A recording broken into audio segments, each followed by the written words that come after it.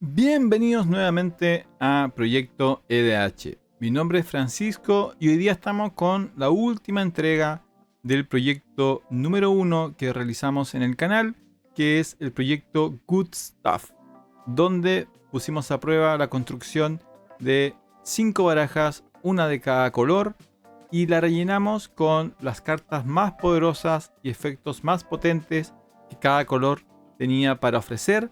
Y vimos cómo se desempeñaba o cómo quedaban esas barajas construidas en términos de partidas multijugador de Commander. El día de hoy nos toca el último color, el proyecto 1 1.5, Good Stuff White, Good Stuff blanco. Entonces construimos una baraja blanca a partir del poder individual de cada carta por sobre la búsqueda de sinergia y o estrategias específicas. Ya elegimos un comandante blanco y lo acompañamos de las cartas más poderosas. Y vemos cómo queda construida esa baraja, cuáles son sus principales fortalezas, cuáles son los elementos a destacar y posibles fortalezas y debilidades, luego de haberla probado un par de semanas en línea. Entonces, lo primero es la elección de comandante. ¿Qué comandante blanco elegimos para esta ocasión? Y la primera tentación fue usar a el Snord en su versión clásica, esta leyenda 4/7/7, con vigilancia, donde otras criaturas que tú controlas tienen +2/+2 y las criaturas de tu oponentes obtienen -2/-2. Nuestro problema con el Snord es que por coste y por efecto normalmente es usada más como un finisher, como una amenaza final, ¿cierto? Y no necesariamente como una pieza más de la máquina de la baraja. Lo que queríamos era una leyenda más genérica que nos permita medir cómo interactúan el resto de la baraja por sí misma, ¿ya? Entonces el comandante es una pieza relevante, pero no es la pieza más relevante, y el Snord un poco no cumplía esa característica. En el caso de Lightpaw, que es otro muy popular comandante blanco, un excelente comandante blanco, el caso de él es que él trabaja alrededor de una estrategia de auras. Entonces temáticamente te pedía construir una baraja de auras y eso no es lo que buscábamos. En el caso de Adeline es una baraja agro de criaturas pequeñas, de soldados blancos, ¿cierto? También una muy buena leyenda.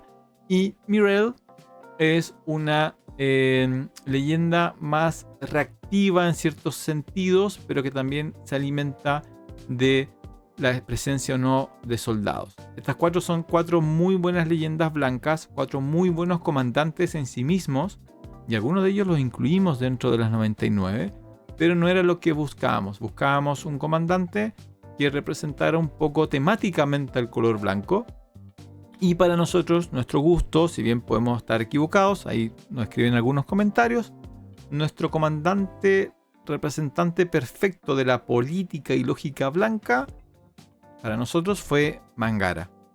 Mangara el diplomático, por 4, una 2/4 con vínculo vital, eso ya bastante blanco.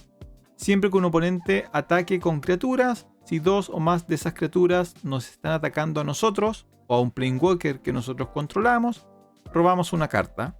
Y siempre que un oponente castee su segundo hechizo cada turno, nosotros también robamos una carta.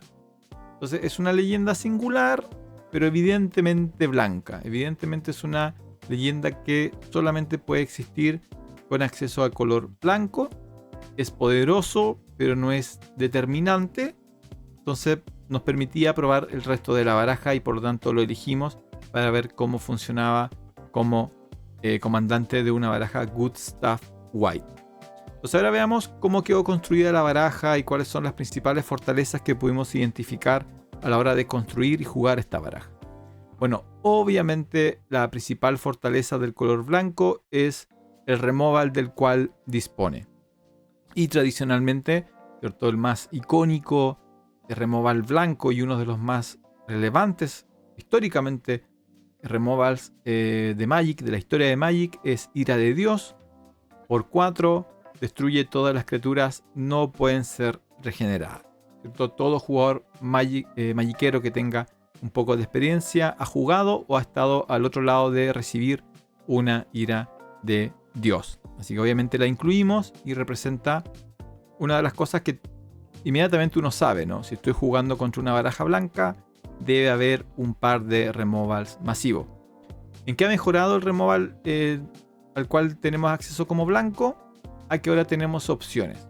Cartas como Cleansing Nova por 5, 3 incoloros, 2 blancos. Nos permite elegir destruir todas las criaturas o destruir todos los artefactos y todos los encantamientos. Entonces, dependiendo del estado de la mesa, nosotros vemos qué jugamos o qué versión de la carta ocupamos, ¿ya? Entonces, eso es una gran fortaleza del removal blanco, incluso del removal masivo, que es que ahora nosotros podemos elegir qué es lo que estamos destruyendo o qué es lo que estamos exiliando, como en el caso de Firewall, este conjuro por 6 blanco, 4 incoloro, 2 mana blanco, y nosotros elegimos uno o más de los siguientes: exiliar todos los artefactos, exiliar todas las criaturas, exiliar todos los encantamientos o exiliar todos los cementerios. Si queremos, exiliamos todo o solamente algunas de esas 4, ¿ya? Pero el hecho de que podamos elegir en un formato multijugador como Commander hace a cartas como Farewell excelentes y le dan una gran fortaleza al color blanco. Ahora, eso en términos de removal masivo. En términos de removal singular o específico, otra carta ya conocidísima, un staple del formato y de todo formato en el cual se pueda jugar: Espada en Guadaña, un instantáneo blanco por 1 blanco, exilia la criatura objetivo y su controlador gana vida igual a su poder. Entonces, el hecho de que exilie y por lo tanto puedas remover criaturas indestructibles o criaturas que se regeneren, lo hace un excelente removal solamente por 1 maná. Su primo cercano, Camino al Exilio, hace lo mismo, exilia, pero el propietario de la criatura que acaba de ser exiliada puede buscar una tierra, ¿ya? Pero hay muy buenos removal por 1 o por 2 que exilian amenazas específicas. En Commander en particular, una de las mejores cartas de la cual podemos tener disposición es Grasp of Fate, que es un encantamiento blanco que cuesta 1 incoloro, 2 blancos, y que cuando entra al campo de batalla, por cada oponente nosotros exiliamos un permanente no tierra que se va a mantener exiliado mientras Grasp of Fate esté en juego. Ahora, si bien esto significa que si alguien destruye Grasp of Fate va a recuperar sus recursos, normalmente nos permite ganar una buena cantidad de tiempo con esos permanentes exiliados, ¿ya? Y sus versiones más económicas, como Anillo del Olvido, nos permite exiliar un solo permanente. Pero en Commander, quizás la mejor versión de esas cartas, Grasp of Fate. Y una carta que yo encuentro muy subvalorada, y quizá entiendo por qué en todo caso, pero que personalmente me encanta en color blanco, es Renounce the Guild. Es un instantáneo blanco que cuesta 1 incoloro, 1 blanco, y que dice que cada jugador sacrifica un permanente multicolor. Entonces, como nosotros estábamos jugando mono white, no teníamos permanentes multicolores. Entonces significaba que cada vez que jugábamos Renounce the Guild, los demás tenían que sacrificar algo, porque normalmente hoy día casi todos los jugadores juegan barajas multicolor. Entonces ellos terminaban sacrificando algo, muchas veces sus propios comandantes, y nosotros no perdíamos absolutamente nada. Así que es una carta que personalmente me encanta, pero obviamente depende del contexto. Pero el removal entonces es una de las grandes fortalezas del color blanco, el hecho de que es el único color donde realmente no hay nada a salvo de nosotros.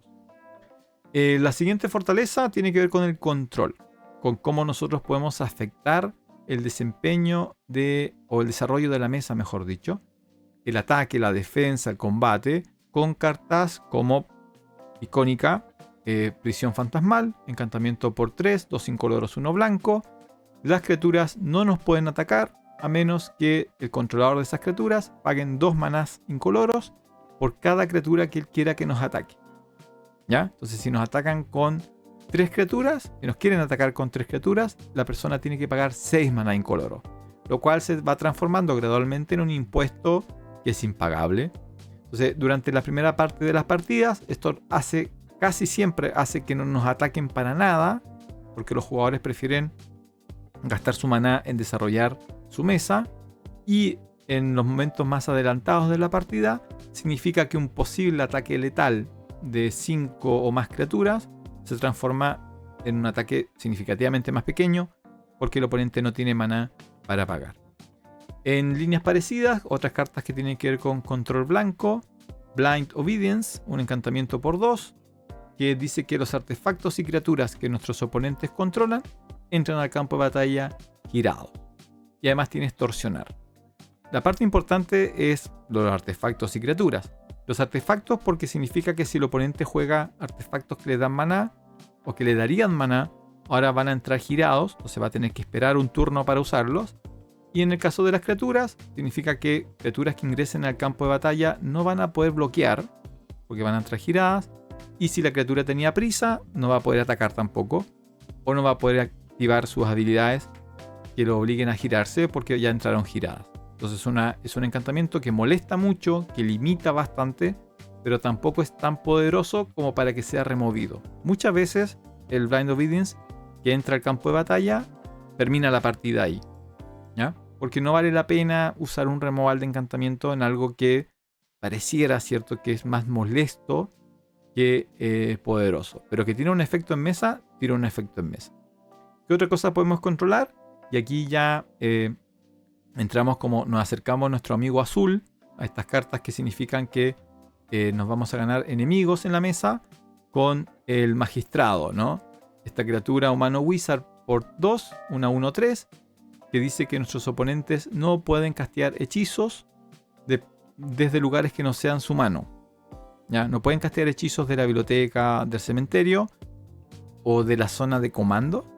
Por lo tanto, si nosotros jugamos el magistrado, los oponentes no podrían jugar su comandante desde su zona de comando.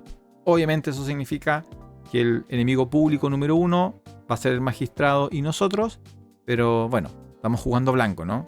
Para eso lo estamos usando. Más control. Vamos a ver otras cartas que también tienen que ver con control. Cartas como el Aven Mind Sensor, este ave que tiene flash y vuela, 2-1, que dice que los oponentes, si fueran a buscar en su biblioteca, en vez de buscar en toda la biblioteca, solamente pueden revisar las primeras 4 cartas de ella. ¿Ya? Entonces, si un oponente va a usar un tutor, en vez de buscar en toda su baraja, que podría tener 80, 70 cartas, ahora solamente va a poder revisar las primeras 4. Entonces, obviamente es casi un contrahechizo en muchos casos. Casi bloquea de manera total el impacto de ese tutor o de esa fetch que iba a ser lanzada. Para defendernos a nosotros de efectos parecidos, tenemos cartas como el Gran Abolisher, que es este humano clérigo 2-2x2. Durante nuestro turno, tus oponentes no pueden castear hechizos o activar habilidades de artefactos, criaturas o encantamientos. Entonces jugamos tranquilo en nuestro turno, mientras molestamos al turno de los oponentes con nuestras otras cartas control.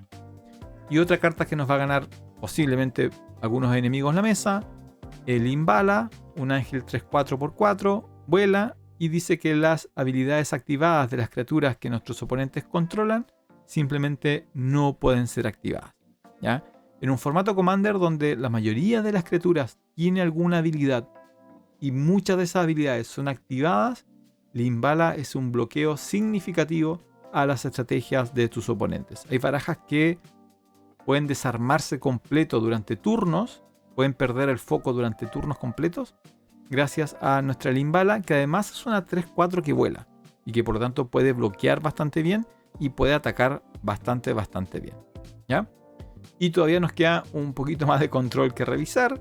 Tenemos cartas como Stony Silence, que dice que las habilidades activadas de los artefactos no pueden ser activadas, ¿ya? Esta carta, realmente hay barajas que no tienen nada que hacer contra Stony Silence y se desarman, quedan como autoviejos botados al lado de la carretera, porque todo lo que querían hacer dependía de artefactos. Y un Stony Silence, que solamente cuesta 2, hace que los artefactos no puedan ser activados. Tenemos cartas raras con efectos bien únicos, como Mandato de Paz, que es un instantáneo blanco que dice que solamente lo podemos jugar en combate, en la fase de combate, y dice que tus oponentes no pueden jugar hechizos este turno y la fase de combate termina. O sea, las criaturas dejan de atacar, dejan de bloquear, no se hace el daño, se vacía la pila, si hay efectos, el combate simplemente termina. Entonces, por ejemplo, si un oponente nos quería pillar de sorpresa y nos ataca con un montón de criaturas, Mandato de Paz, se acabó el combate. O alguien iba a obtener muchos beneficios a través de un combate, nosotros lo terminamos. y nuestros oponentes no van a poder jugar más hechizos ese turno. Entonces es una forma de eliminar los planes del oponente. Y solamente por 2 maná. ¿Ya? Entonces bastante bueno este efecto. Por otra parte, algo que puede afectar la matemática del combate en una forma más agresiva es Duelist Heritage, que es un encantamiento blanco, obviamente, por 3. Y dice que siempre que una o más criaturas ataquen, nosotros podemos hacer que una criatura atacante objetivo gane dañar 2 veces hasta el final del turno. Entonces, por ejemplo, si entre nuestros oponentes están atacando entre ellos, porque nosotros tenemos una prisión fantasmal, por ejemplo, nosotros podemos cambiar la matemática de combate al darle dañar 2 veces a una criatura atacante de un oponente que está atacando a otro oponente. Y también, obviamente, le podemos dar dañar 2 veces cuando nuestras criaturas ataquen.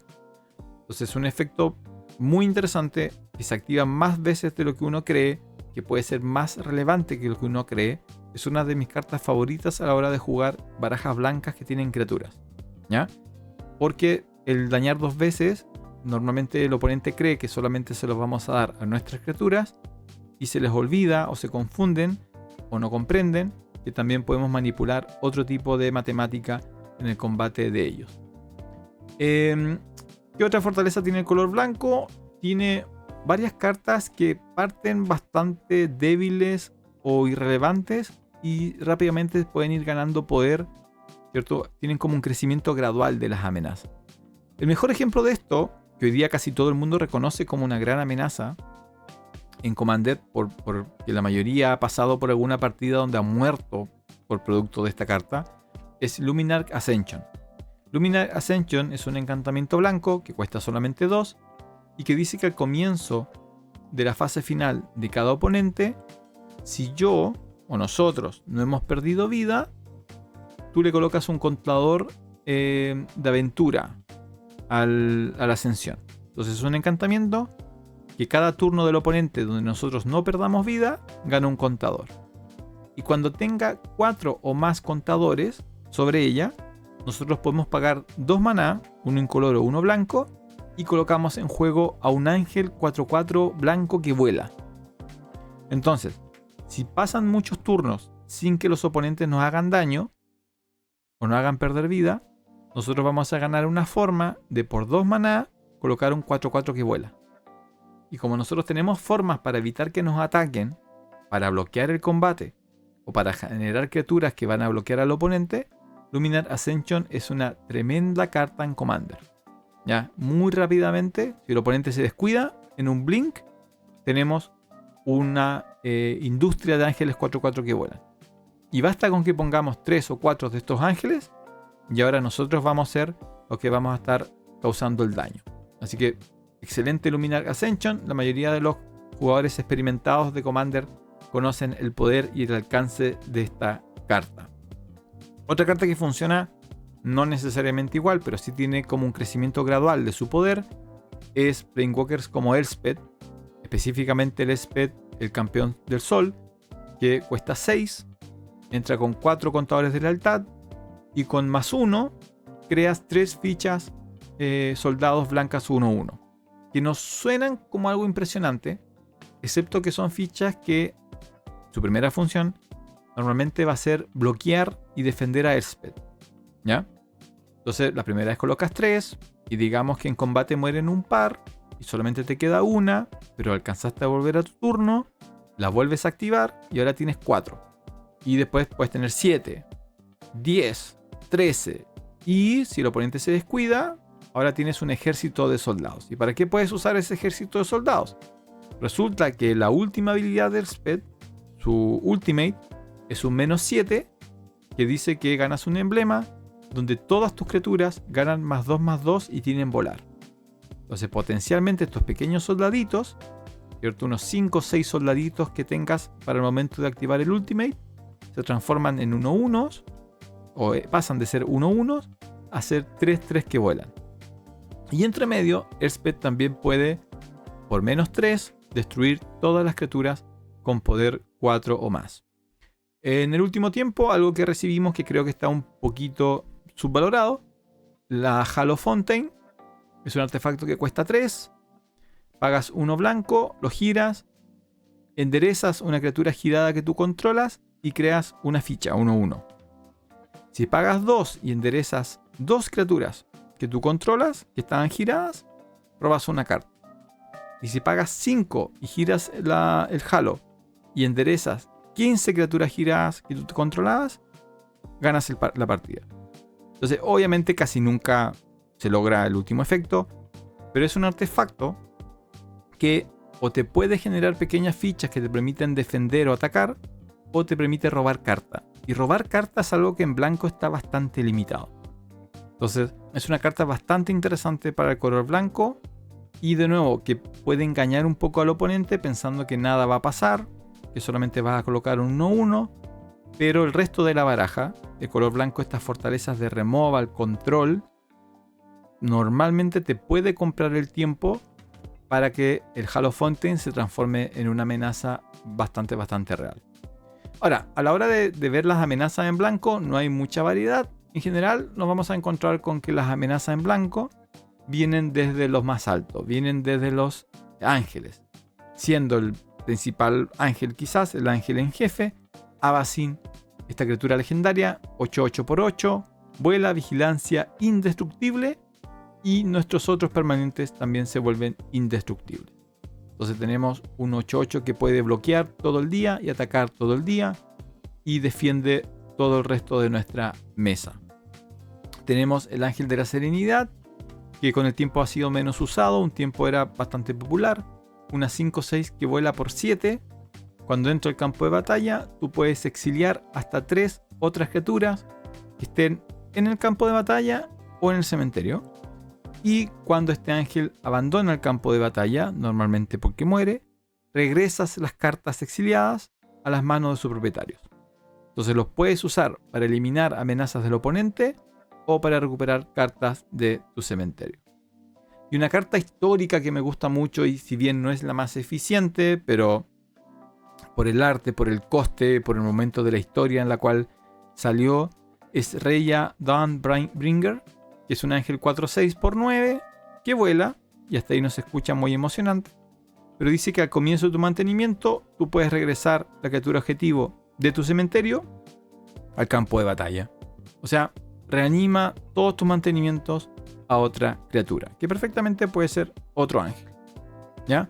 Entonces, claro, no son los ángeles más ofensivos, no son las amenazas más agresivas, pero sí tienen buena defensa, te compran tiempo y te permiten gradualmente ir sacando ventaja. Ese parece ser la lógica del mono blanco, del mono white. ¿Qué otras cartas incluimos que son relevantes a considerar cuando construyes una baraja blanca y que están en la baraja que probamos? Smothering Tide, obviamente, un staple del Commander moderno, un encantamiento por 4. Siempre que un oponente robe una carta, ese jugador puede pagar 2 maná incoloro. Si no lo paga, tú ganas un tesoro, ¿cierto? Y los tesoros son estos artefactos que sacrificas y te entregan maná. Entonces es una forma de aceleración en blanco muy potente. Como un acompañante del finisher, un muy potente encantamiento llamado True Conviction, cuesta 6. Todas tus criaturas ganan dañar 2 veces y ganan vínculo vital. Entonces básicamente un encantamiento que te permite atacar casi ciegamente, porque tus criaturas muy difícil que mueran en combate porque dañan 2 veces, y no tienes que preocuparte de bloquear porque todas tus criaturas que dañan 2 veces además tienen vínculo vital y estás ganando vida. Entonces normalmente juegas True Conviction.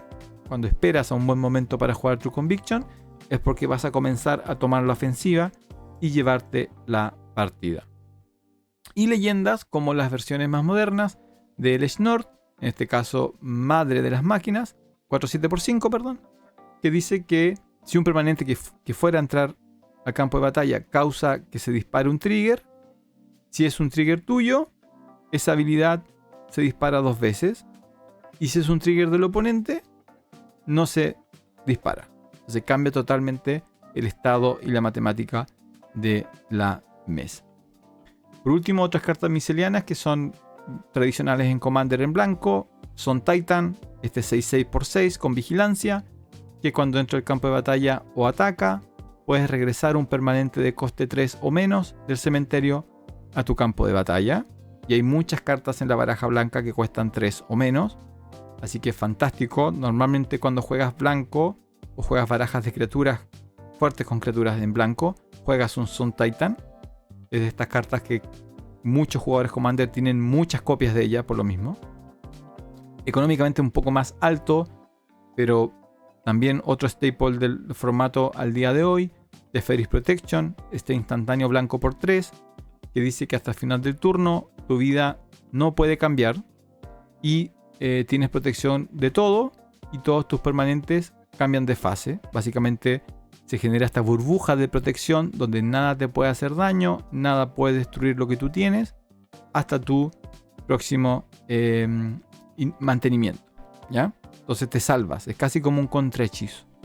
Una excelente carta, obviamente, todo el mundo lo sabe. Económicamente es un poquito costosa, pero vale la pena la inversión porque es una carta que siempre va a tener un hogar, no solamente en mono white, sino en cualquier baraja que tenga acceso a blanco. Y en el lado ofensivo, casi como un equivalente en cierto sentido al Teferi's Protection defensivo. Akroma's Will es ofensivo, un instantáneo que vale 4, donde eliges una de estas dos opciones. Tus criaturas ganan volar, vigilancia y dañar 2 veces hasta el final del turno. Y la otra opción es, tus criaturas ganan vínculo vital, indestructible y protección a todos los colores hasta el final del turno. Pero si posees tu comandante, puedes elegir los dos. Entonces normalmente cuando tienes un pequeño ejército, tienes tu comandante, lanzas Akroma's Will, y eso significa que tus criaturas ganan volar, vigilancia, dañar 2 veces, vínculo vital, indestructible y protección contra todos los colores. Y eso significa, normalmente, que alguno de tus oponentes va a morir, ¿cierto? No va a haber la luz del sol en un siguiente turno. Si quieren ver la baraja que construimos y la que pusimos a prueba, vayan a la cuenta de Moxfield, de Proyecto EDH, y ahí busquen Good Stuff White. Además van a estar las otras barajas que ya hemos revisado en semanas anteriores, y ahí van a poder encontrar la lista de 100 cartas. En el caso del color blanco, la baraja tiene un valor aproximado de $663, ya, lo cual lo pone como la baraja una de las más económicas o la más económicas de las 5 que construimos, ¿ya? Y ahí van a poder revisar las 99 cartas y ver qué pusimos, cuáles fueron nuestras elecciones, y obviamente lo pueden tomar como apoyo, como ejemplo, y pueden construir sus propias listas. Obviamente todo esto queda a disposición de la comunidad Commander, y ahí también van a encontrar las otras barajas que hemos publicado y que hemos discutido en videos anteriores. Ahora, luego de probar esta baraja, ¿cuáles son algunas de las fortalezas y debilidades del Good Stuff White? Bueno, obviamente las fortalezas, todo lo que tiene que ver con control y removal. Tenemos muchas formas de controlar, manejar, manipular la mesa, ya sea evitando que los jugadores hagan algo o removiendo amenazas, ¿cierto? No hay nada que esté lejos del alcance de nuestro removal. Podemos remover lo que queramos que esté en juego, de hecho exiliarlo muchas veces. La baraja tiene buen ritmo y velocidad, ¿ya? Siempre hay algo que hacer, siempre pareciera que estuviéramos con la posibilidad de responder a la mesa. Muy pocas veces vamos a tener un turno no productivo, incluyendo desde los turnos iniciales a los más avanzados. El color blanco tiene buena sinergia interna, ¿ya? La mayoría de las cartas blancas poderosas funcionan bien entre sí, no se estorban necesariamente, ¿ya? Y parecieran de nuevo apoyar esta temática del control y removal. Entonces, muy pocas veces, fuera de la búsqueda de maná, muy pocas veces tuvimos que hacer mulligan. No es necesario hacer mulligan muy agresivo, porque las cartas se llevan bien entre sí y tienen una alta resiliencia. O sea que hay pocos momentos donde un tropiezo, una caída, una jugada del oponente, un removal masivo nos puso en jaque. Realmente al Good Stuff White había que golpearlo varias veces para ponernos en riesgo. Así que bien. Ahora, debilidades. Tenemos muy limitado acceso a robar. Es quizás el color que peor roba, quizás potencialmente. y tenemos una muy limitada variedad en amenazas. Tenemos buenas amenazas, pero nos pasa muy parecido al color verde, que todas nuestras amenazas parecen parecidas, ¿ya? No hay mucha sorpresa por donde podamos hacer algo inesperado para nuestros oponentes, ¿ya? Y eso significa que quizás no hay mucha variedad en algunos puntos de la forma en la cual jugamos la baraja. Y tiene un enfoque más reactivo que proactivo. O sea, da la sensación de que estamos más preocupados de lo que nuestros oponentes hacen o no hacen que lo que nosotros podemos hacer.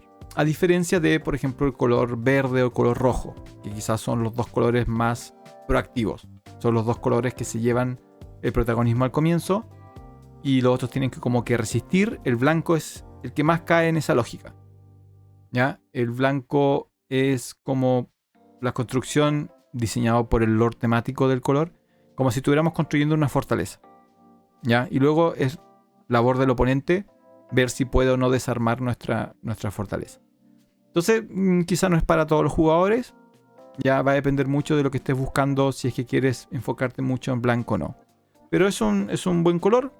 A la hora de ponerle un ranking, sí se quedó un poquito atrás. Solamente le asignamos 3 de 5 estrellas al color blanco, lo cual lo hace, en términos de ranking, el color más bajo al lado del rojo, y deja al negro como el color que obtuvo la puntuación más alta, ¿ya? Y haciendo retrospectiva, realmente en términos de acceso a herramientas, poder y un equilibrio entre herramientas defensivas y ofensivas, es el color negro quizás el que funciona mejor como good stuff, ya seguido por el verde y el azul, y terminando la cadena por el blanco y el rojo. Y con eso este es el último video del primer proyecto. Construimos 5 barajas, hicimos 5 videos y los pueden revisar ya, incluyendo en nuestra página de Moxfield, donde están las 5 barajas. Esperamos que les haya gustado. Quizás a través que pase el tiempo vamos a ir actualizando un poco este ranking que generamos. Pero eso con el primer proyecto. Todavía estamos trabajando en el proyecto 2, que son las leyendas de Street Fighter, y prontamente ya vamos a desvelar cuál va a ser el tercer proyecto. Y a medida que vamos avanzando también vamos a ir subiendo, o hemos ido subiendo, otras barajas de las nuevas leyendas y ediciones que ha generado Magic the Gathering. Como siempre, agradecemos sus comentarios, sus apoyos, suscríbanse y no se pierdan los próximos videos de Proyecto EDH. Mi nombre es Francisco y nos vemos en una próxima ocasión.